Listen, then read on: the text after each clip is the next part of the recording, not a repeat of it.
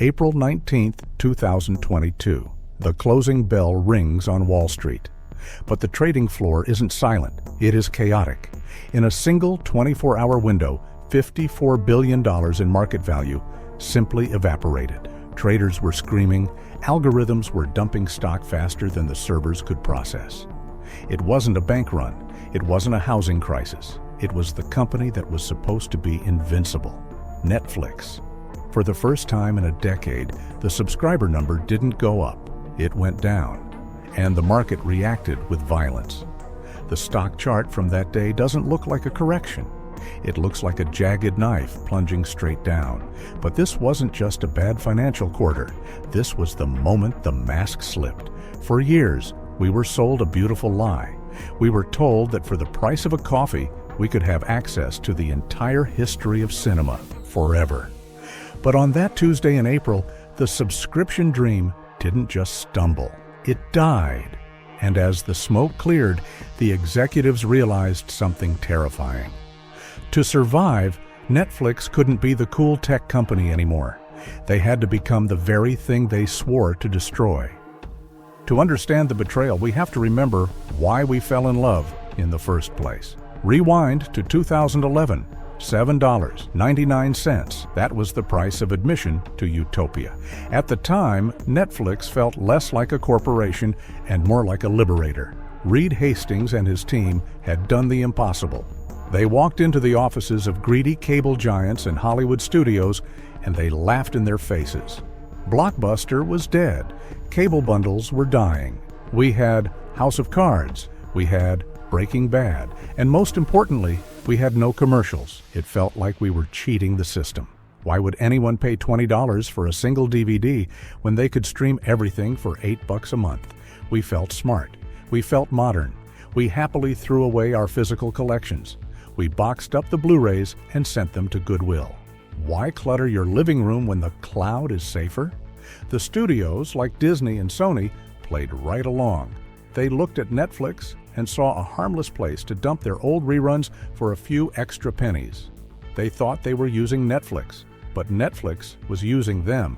It was the perfect symbiotic relationship. Cheap content for us, easy money for them. It was the golden age of media. But nobody stopped to ask the obvious question: if the deal is this good, who is actually paying for it? Because deep in the fine print of those licensing deals, a clock was ticking and the time was running out. The clock struck midnight on the streaming wars in 2017. Disney announced they were pulling their content.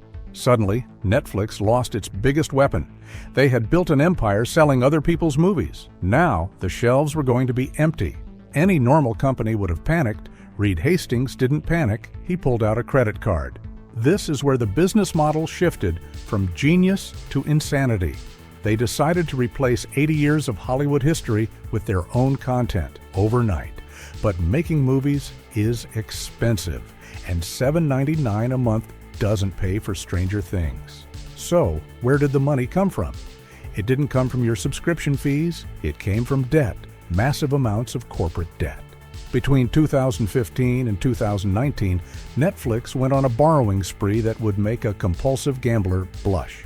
They issued billions of dollars in junk bonds, high-risk loans with high interest rates. Wall Street didn't care about the risk. They were drunk on the narrative. The strategy was simple. It was called cash burn. Spend borrowed money to make a show. Use that show to get a subscriber. Show that subscriber growth to Wall Street. Watch the stock price go up. Use the high stock price to borrow more money. Repeat. It was an infinite loop, a flywheel of debt. By 2018, their content budget hit $12 billion, then $15 billion, then $17 billion. They were outspending the GDP of small countries. They greenlit everything. Pitch a script? Here's $20 million. Have an idea? Here's a series. They weren't trying to make art. They were trying to build a dam to hold back the water, and for a brief, shining moment, it worked. Awards piled up. The stock soared to new highs. They looked untouchable. The executives toasted to their own brilliance. They thought they had cheated the laws of economics. But they forgot one thing about debt. Eventually, you have to pay it back, and the interest rates were starting to climb. The cracks were visible to anyone paying attention, but inside the glass walls of Netflix HQ, they weren't looking at the cracks. They were looking at the algorithm, and the algorithm whispered a dangerous secret. It told them that great television was inefficient.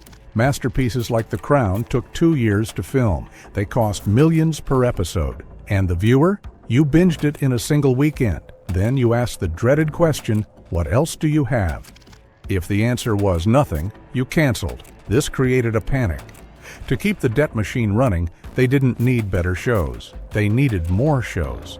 The strategy shifted from prestige to volume. Creative executives who championed quality were pushed out. In came the data scientists. Suddenly, the Netflix original seal of approval lost its meaning. It went from House of Cards to Is It Cake? They flooded the zone.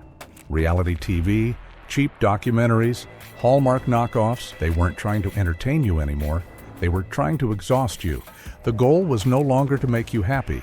It was to paralyze you with choice. They realized that a subscriber watching mediocre TV pays the exact same $7.99 as a subscriber watching high art. So why spend the extra money? They turned the golden age of TV into a factory of digital slop. Critics screamed. Longtime users complained that the homepage was full of garbage, but the executives doubled down. They kept borrowing. They kept spending. They ignored the saturation point. They assumed there was an infinite supply of humans with credit cards. They were wrong. By early 2022, they hit the ceiling. Everyone who wanted Netflix already had Netflix. The growth stopped, and in a business model built entirely on the promise of future growth, stopping is a death sentence. The music cut out. The investors looked at the debt pile. Then they looked at the subscriber count, and they realized the emperor had no clothes. The crash didn't just hurt the shareholders. It changed the soul of the company. When the stock plummeted, the executives didn't cut their own bonuses. They looked at you. The cool uncle of the tech world vanished. In his place stood a desperate landlord. First, they came for the passwords. The tweet, "Love is sharing a password," was quietly deleted from history. Instead, they began tracking your IP address like a surveillance firm. Then came the commercials. For a decade, they swore they would never sell ads. They lied. Then came the price hikes. They killed the basic plan. They locked 4K resolution behind a premium paywall. You are now paying more money for a worse service. Why? Because someone had to pay off the billions in debt from their spending spree. And it wasn't going to be them. It was a classic bait and switch. They hooked an entire generation on cheap, ad-free content to destroy the competition. And once Blockbuster was buried and cable was dead, they jacked up the rent. You are not a customer anymore. You are a captive. This leaves us in a dark new reality. Go look at your living room. Look at your shelf. It's empty. Best Buy has stopped selling DVDs. Target is shrinking the aisle. We didn't just change formats. We surrendered ownership. We traded our permanent collections for a temporary license. This is digital feudalism. You own nothing. You merely pay rent to access culture. And what happens when the license expires? We saw it happen with Sony and Discovery. Movies people bought were simply deleted from their libraries. Gone, no refund, no recourse. If Netflix decides a movie is no longer profitable, it doesn't go into a vault. It ceases to exist.